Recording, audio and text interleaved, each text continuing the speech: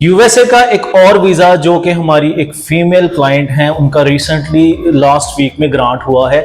और यूएसए से पहले इनकी ट्रैवल हिस्ट्री सिर्फ 2 कंट्रीज की थी। ये इससे पेशतर यूएई में और तुर्की में जा चुकी हैं। तीसरी कंट्री किसी भी कंट्री का इनका ट्रैवल हिस्ट्री नहीं था और बआसानी इनका यूएसए का वीज़ा ग्रांट हो चुका है।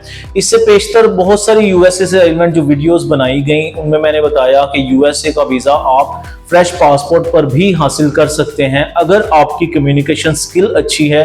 अगर आप उर्दू में भी कन्विंस कर सकते हैं तो ऐसा कोई प्रॉब्लम नहीं है, क्योंकि लैंग्वेज बैरियर मैटर नहीं करता।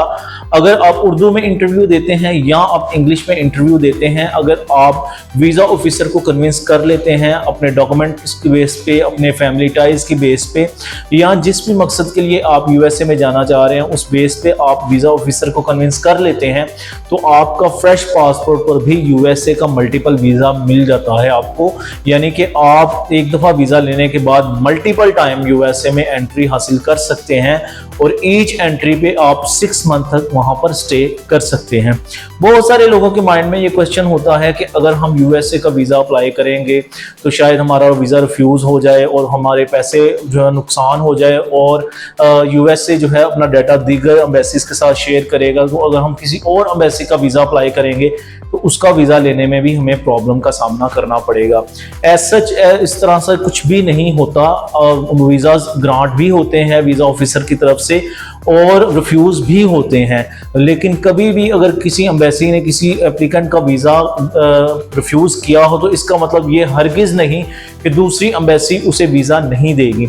सेकेंडली, अगर आपका एक दफ़ा यूएसए का वीज़ा किसी वजह से रिफ्यूज़ हो भी गया है तो आप सेकेंड टाइम लाजमी उसको प्रोसीड करें। उसकी वजह यह है, जब एप्लीकेंट फर्स्ट टाइम एम्बेसी में जाते हैं वो ज़्यादातर लोगों को देखकर प्रेशराइज हो जाते हैं, वीज़ा ऑफिसर के सामने जाकर कंफ्यूज हो जाते हैं और वो अपनी बात को अच्छे तरीके से प्रेजेंट नहीं कर पाते। कंफ्यूजन की वजह से उनका वीज़ा रिफ्यूज़ हो जाता है। लेकिन जब आपको एक दफ़ा एक्सपीरियंस हो जाता है एम्बेसी में वीज़ा ऑफिसर के सामने जाने का, तो सेकेंड टाइम डेफिनेटली आपका कॉन्फिडेंस लेवल बिल्ड हो जाता है। आपको पता होता है आपने किस तरफ जाना है, कौन कौन से डॉक्यूमेंट्स लेकर जाने हैं, और आपको इस बात का भी इल्म होता है कि आपसे कौन से क्वेश्चंस पूछे जा सकते हैं।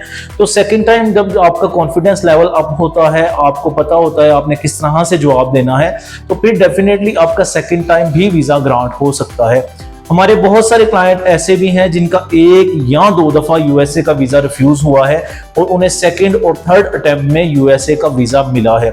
अगर आपका भी यूएसए का वीज़ा रिफ्यूज़ हुआ है तो आप हमसे कांटेक्ट कर सकते हैं। अगर आपको यूएसए की अर्ली अपॉइंटमेंट चाहिए, चाहे आप इस्लामाबाद में केस सबमिट कर रहे हैं या कराची में सबमिट कर रहे हैं, किसी भी किस्म की कैटेगरी में आप अगर उसमें वीज़ा अप्लाई कर रहे हैं, आपको अर्ली अपॉइंटमेंट चाहिए तो हम आपके बिहाफ पर आपको अर्ली अपॉइंटमेंट लेकर दे सकते हैं। आप अपनी स्क्रीन पर देख रहे होंगे रिसेंटली हमने कुछ एप्लीकेंट्स की अर्जेंट अपॉइंटमेंट बुक की है, उन्हें नवंबर और दिसंबर की अपॉइंटमेंट मिली है। हमारा एक एप्लीकेंट ऐसे भी हैं जो कि साउथ अफ्रीका में है और उनको भी हमने अर्जेंट अपॉइंटमेंट नवंबर की लेकर दी है और उनका नवंबर को इंटरव्यू होगा। सो इनकी तरह अगर आप भी यूएसए का वीज़ा अप्लाई करना चाहते हैं, आप चाहते हैं कि हम आपको अर्ली अपॉइंटमेंट लेकर दें, सेकेंडली आपको इंटरव्यू की प्रिपरेशन भी करवाएं ताकि आप आसानी अपना यूएसए का वीज़ा हासिल कर सकें, तो आप इन दिए गए नंबर्स पर हमें सुबह 9 से लेकर शाम 5 बजे तक ऑफिस टाइम पे कांटेक्ट कर सकते हैं ताकि हम आपकी हेल्प कर सकें आपके ड्रीम को फुलफिल करने के लिए। अगर आपको ये वीडियो अच्छी लगी हो, आपसे रिक्वेस्ट है वीडियो को लाइक करें, शेयर करें, चैनल को सब्सक्राइब करना मत भूलें ताकि तमाम तर नया नई नोटिफिकेशन आप तक टाइमली पहुँच सके।